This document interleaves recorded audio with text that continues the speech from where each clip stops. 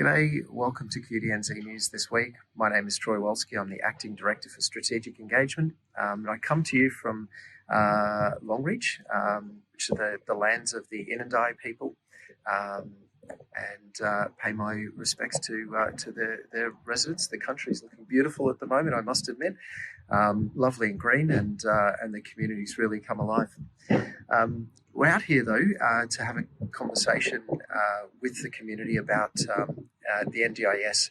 It's known as a thin market out here, meaning that people are struggling to fulfil their plans. We hosted a community conversation with Minister Crawford last night, the State Minister for Disabilities, Seniors and Aboriginal and Torres Strait Islander Partnerships.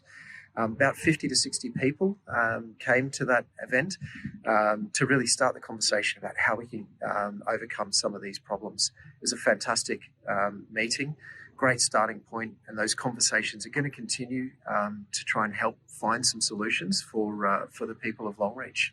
In other news, there's been some changes to the COVID-19 vaccination policies and the isolation rules that I'd like to update you on. These are from Queensland Health's public health directions themselves, can be found on their website. We've got links to those in the links below this bulletin.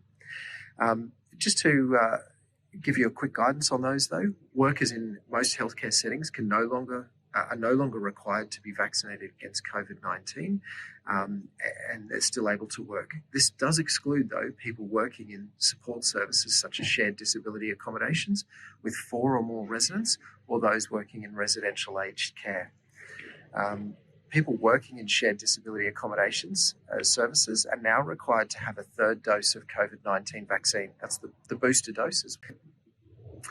In QDN news, we've got our AGM coming up in October. For those of you, for all of our members, I should say, you would have received your information about how to vote via email or in the post recently. We'd encourage you to go online and have a look at the candidates that have nominated to be on the board this year. It is a voting AGM this year. Have a look at them. There's some great candidates, some wonderful members that have put themselves forward. We would encourage you to have a look, see which of the people speak to you, share your views, and encourage you to vote for them at the AGM. The AGM will be a blended AGM this year, so it'll be done on Zoom and will be in person in Brisbane. So if you're not able to attend in Brisbane, you can jump on the Zoom links and also participate that way.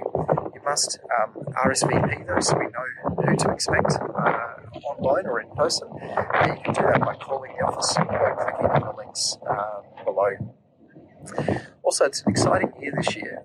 QDN's 20th year celebration. 20 years. How good's that? 20 years of advocating for people with disability to have the choice and control that all citizens of Queensland should hopefully have. QDN's done some amazing stuff over that time, and so we want to make sure that we're celebrating. There are celebrations going on over the state over the next couple of months in various locations. We're really looking forward to hearing from those celebrations, hearing all the stories that get shared there about the wonderful things that our members have done in the communities and the impact of that work that has occurred over the years. It'd be fantastic to be a part of those and get amongst it, get involved in those celebrations. A couple of other things I'd like to let you know about. QDN was involved in the International Asia Pacific Conference regarding disaster recovery. It was in Brisbane. There was some 1,200 delegates turned up to Brisbane for this conference recently. So a wonderful opportunity to be involved. In partnership with PWDA, our co-partners at the University of Sydney, we held a networking lunch as well as part of that conference. It was a fantastic opportunity to be involved and to learn from and hear from our colleagues across the Asia Pacific region around what's happening in other jurisdictions around disaster preparedness and disaster recovery. Great to share ideas and resources for that. We know that the media is really talking about another El Nino coming up this summer at the moment, and so preparing for disasters is so critical for all of the community, but especially people who need it most.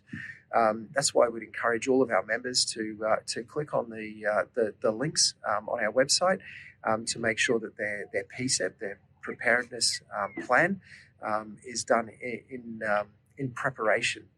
You just never know what's coming around the corner this year. A couple of other things I'd like to tell you about. The Queensland Volunteering Awards for 2023, the nominations are open now. We know that many people with disability do amazing volunteering in their community, give up so much of their time to help out others. We'd love to see some of our members nominated, as recognition for the wonderful work they do. Volunteering is the heart of every community. We know that. We see it. I've seen it here today, actually, in Longreach.